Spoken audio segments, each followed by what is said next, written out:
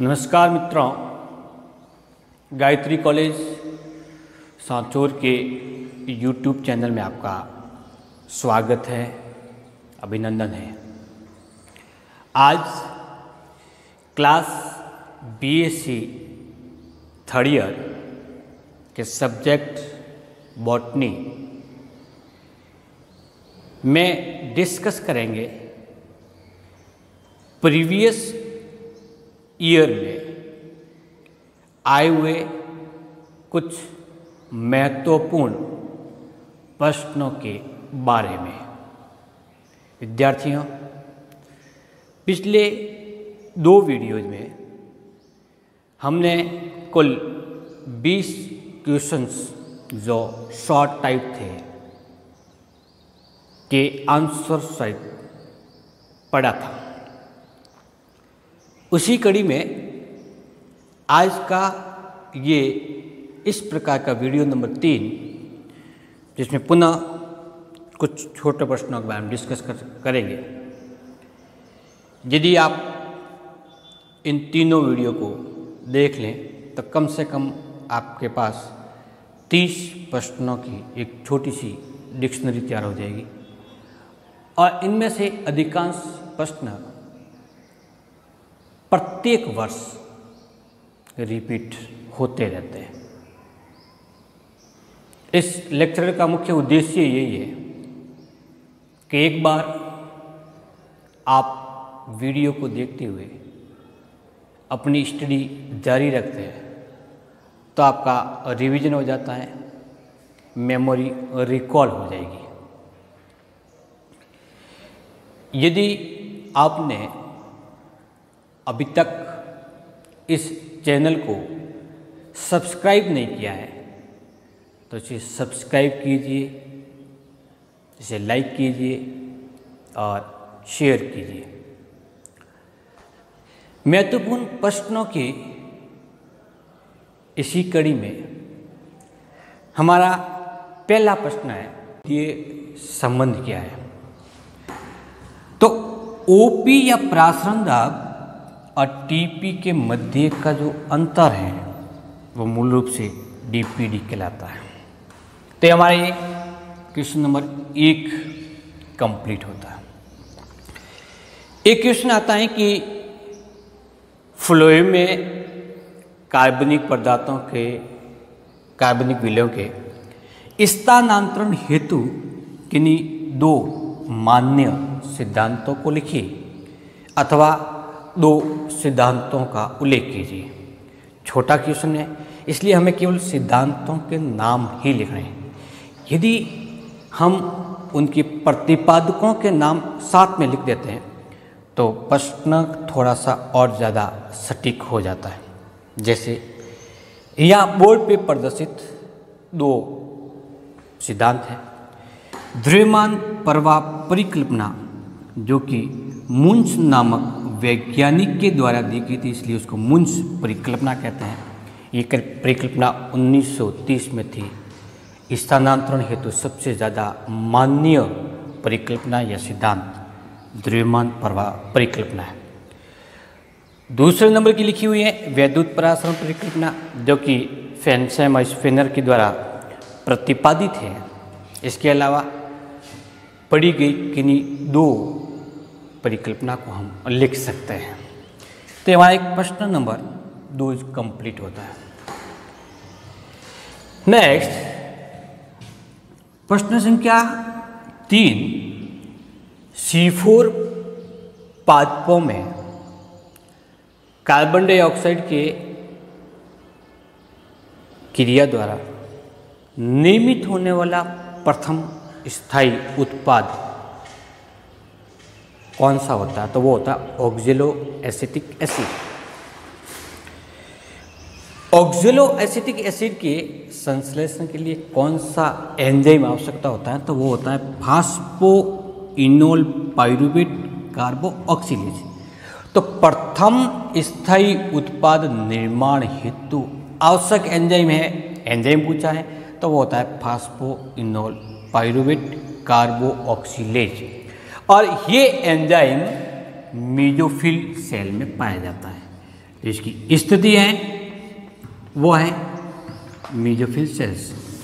C4 पादपों में दो प्रकार की कोशिका से C4 साइकिल कंप्लीट होता है। एक होता है मेसोफिल और दूसरी होती है पुलासद अथवा बंडलशीथ। मेसोफिल कोशिका में कार्बन डाइऑक्साइड फास्फोइनोल पाइरूवेट के साथ फास्फोइनोल पाइरूवेट कार्बोऑक्सिलेज एंजाइम की उपस्थिति में क्रिया कर 4 कार्बन युक्त कार्बनिक अम्ल ऑक्जेलो एसिटिक एसिड का निर्माण होता है और ये ऑक्जेलो एसिटिक एसिड बंडलशीथ कोशिका में जाकर कार्बोक्सिलिंग क्रिया के द्वारा कार्बन डाइऑक्साइड को मुक्त करता है और केल्विन चक्र के द्वारा कार्बन डाइऑक्साइड से हेक्सोज शर्करा का निर्माण होता है। इसके बारे में विस्तृत से जानकारी हम C4 साइकिल में पढ़ेंगे। अगला प्रश्न है जैविक बल सिद्धांत मूल रूप से रसारोहण प्रक्रिया से संबंधित है। रसारोहण के लिए कुल 3 प्रकार के सिद्धांत वैज्ञानिकों द्वारा प्रतिपादित किए गए हैं, जैसे मूलदाब सिद्धांत, जैविक बल सिद्धांत और भौतिक बल सिद्धांत कहते हैं। जैविक बल सिद्धांत के अनुसार जाइलम में उपस्थित मर्दूतकी कोशिका में उत्पन्न होने वाली आवर्ती प्रक्रिया जिसके फलस्वरूप दाब उत्पन्न होता है, बल उत्पन्न होता है, के कारण जल जड़ से पादप के शेष भाग तक पहुंचता है। जाइलम की वाहिकाएं और वाहिनिकाएं केवल और केवल जल का भंडारण करने का कार्य करती हैं। तो जब रसारोहण प्रक्रिया में जीवित कोशिका या सजीव कोशिकाएं रसारोहण क्रिया को प्रेरित करती है तो इसे जैविक बल सिद्धांत कहते हैं। इसमें 2 सिद्धांतों को बोर्ड पर डिस्प्ले किया गया है। एक है वेस्टरमायर का सिद्धांत जो 1883 में दिया गया था, दूसरा गोडलेवास्की जिसे रिले पंप सिद्धांत भी कहते हैं 1884 में दिया गया था। अगला प्रश्न हमारा पौधों के जल अवशोषण हेतु उपलब्ध जल। तो विद्यार्थियों मृदा में उपस्थित जल कई प्रकार के होते हैं, जैसे गुरुत्वीय जल, रासायनिक बंधित जल, केशिका जल इत्यादि प्रकार के। मृदा में उपस्थित संपूर्ण जल को हॉलाइड कहते हैं। जो जल पादपों के लिए उपलब्ध है उसका अवशोषण हो सकता है उसको क्रेसार्ड कहते हैं, और जो उपलब्ध नहीं होता है उसको हम इकार्ड कहते हैं। पादपों के अवशोषण हेतु उपलब्ध जल क्रेसार्ड है वो मूल रूप से केशिका जल होता है। तो सबसे अधिक मृदा में उपस्थित यदि किसी उपस्थित जल का पादपों के द्वारा अवशोषण होता है तो वो केशिका जल होता है। गुरुत्वीय जल क्योंकि पौधों की जड़ों से दूर भूमि की निचली सतह तक पहुंच जाता है, उस जल तक जड़ें नहीं पहुंच पाती, इसलिए उस जल का अवशोषण नहीं होता।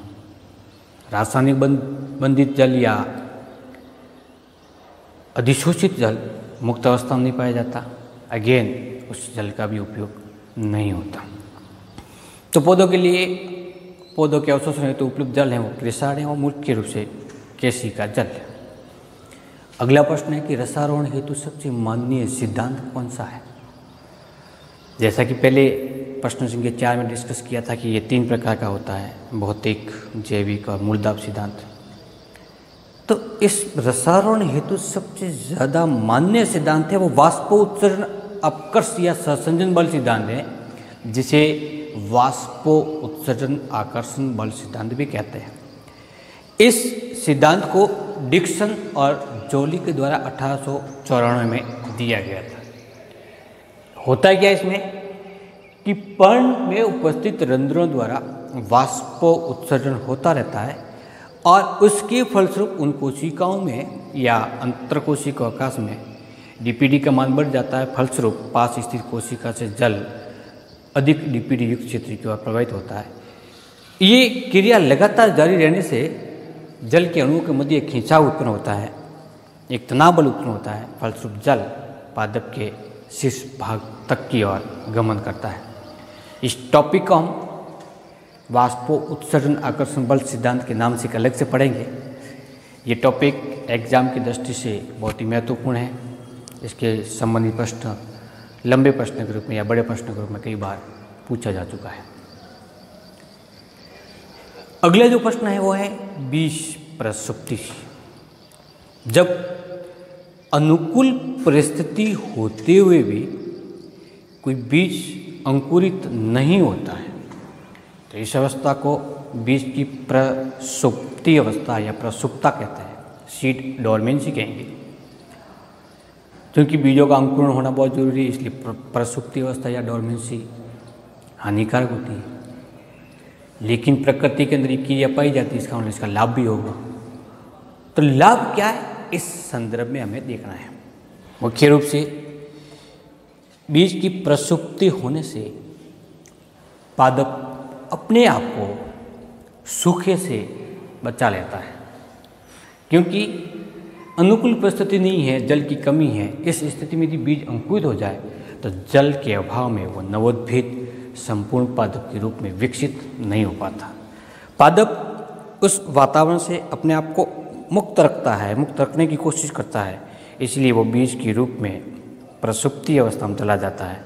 फलस्वरूप सूखे अवस्था से या जलाभाव अवस्था से अपने आप को सुरक्षित कर लेता है। दूसरा, प्रसुप्ति अवस्था बनाए रखने के लिए बीज के ऊपरी भाग पर आवरण एक मोटे आवरण के रूप में निरूपित होता है। ऐसा कई पादपों में पाया जाता है। जब तक उसका ऊपरी आवरण या कठोर आवरण नरम नहीं होता, मुलायम नहीं होता, उससे ऑक्सीजन गैसों का, ऑक्सीजन जैसी गैसें अथवा जल का आवागमन प्रारंभ नहीं होता, तब तक बीज अंकुरित नहीं होता। और इस कठोर आवरण को मुलायम करने के लिए जंतुओं द्वारा जब इन बीजों को खाया जाता है तो ये बीज जंतु की आरनाल से गुजरते हुए अपशिष्ट पदार्थ के साथ में पुनः बाहर निकलते हैं। लंबी आरनाल में पाए जाने वाले एंजाइम्स उसके आवरण को तोड़ करके या विघटित करके उसको मुलायम बना देते हैं। और जब अपशिष्ट पदार्थ के साथ उसको बाहर निकाला जाता है, उस स्थिति में कठोर आवरण मुलायम होने के कारण इसका अंकुरण आसानी से हो जाता है। क्योंकि जंतुओं द्वारा खाने के बाद में जंतु जिस जिस जगह पे जाएगा उसी स्थान पर बीजों का बिखराव हो जाएगा, क्रिया प्रकीर्णन कहलाती है। तो ये एक इम्पोर्टेंट घटक हुआ कि प्रकीर्णन में सबसे ज़्यादा सहायक होता है। तो यदि प्रसुप्ति नहीं होती, कठोर आवरण के कारण प्रसुप्ति होती है, तो प्रसुप्ति नहीं होती तो शायद प्रकीर्णन जंतुओं के द्वारा संभव नहीं हो पाता। प्रसुप्ति का एक और कारण इस बीज में पाए जाने वाले निरोधक पदार्थ होते हैं।